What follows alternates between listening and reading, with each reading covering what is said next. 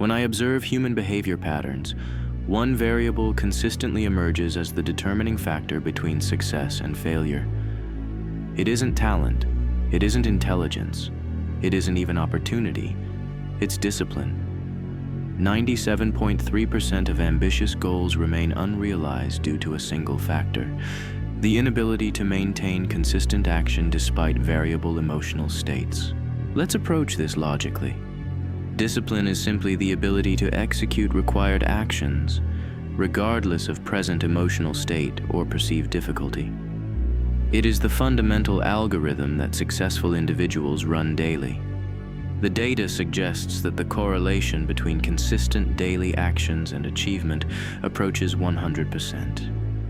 Yet most people operate on emotional impulse, a demonstrably unreliable system. Consider the evidence.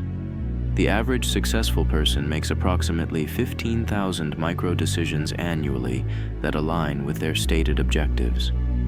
The unsuccessful person makes perhaps 2,000. This isn't conjecture, it's mathematics. Every moment presents a binary choice: the action that moves you toward your goal, or the action that doesn't. Discipline is selecting the correct option with statistical consistency. I've analyzed the patterns of human achievement extensively. The conclusion is inescapable. Those who achieve their objectives have mastered the art of psychological override.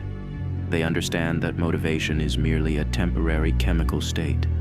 Discipline is the operating system that functions regardless of temporary conditions. The strategy is elegantly simple. Remove decision-making from the equation. Predetermine your actions.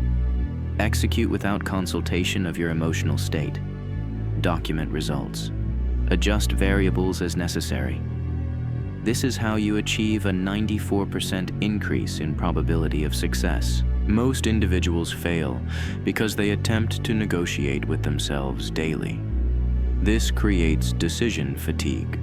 Approximately 35% of your cognitive capacity wasted on choices that should be automated.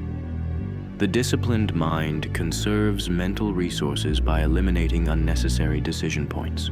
Consider implementing these evidence-based protocols. First, establish non-negotiable daily actions aligned with your objectives. Second, execute these actions at precisely the same time each day, creating neurological anticipation. Third, document execution with binary success-failure metrics. Fourth, analyze patterns of failure to identify environmental or psychological triggers. Fifth, systematically eliminate variables that disrupt execution. What separates the exceptional from the ordinary isn't what they know. It's what they consistently do when no one is watching. When the motivation subsides, when the task seems pointless. Those moments, the ones that appear insignificant, constitute approximately 88.7% of your ultimate outcome. The evidence overwhelming suggests that discipline isn't merely helpful for achievement.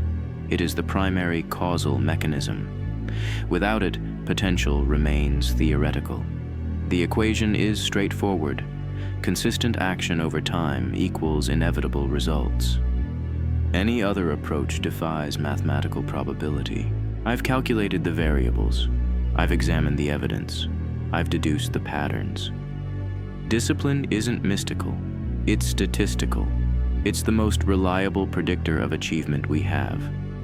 The question isn't whether discipline works.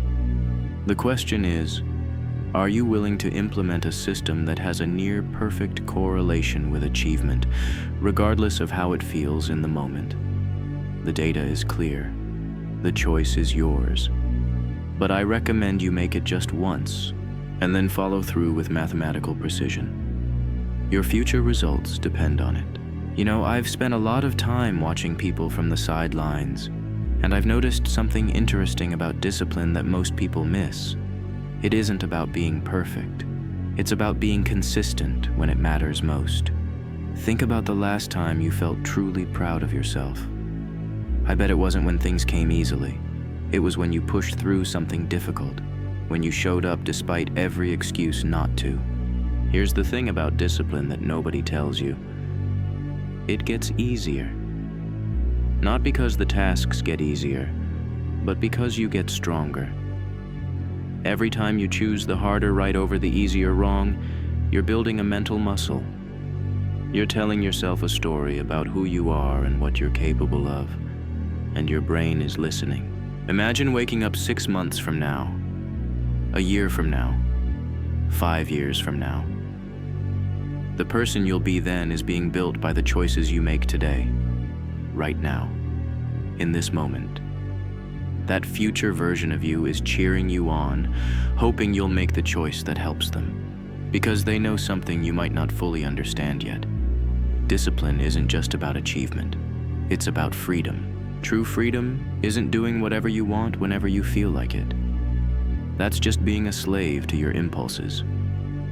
Real freedom comes from knowing you can count on yourself, that your word to yourself matters, that when you say you'll do something, it's as good as done. That kind of self-trust is priceless, and it only comes through discipline. So how do you build this kind of discipline in real life? Start small. Ridiculously small.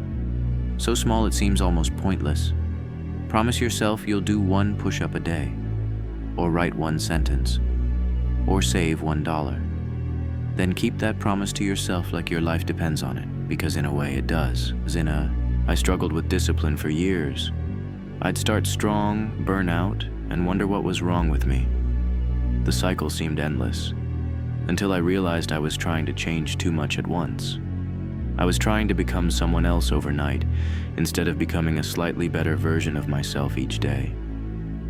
When I finally understood that discipline isn't about perfection, it's about recovery, everything changed. This is the truth about discipline that will transform your life. The goal isn't to never fall. The goal is to get up 1 more time than you fall. Discipline isn't built in the moments when everything goes right.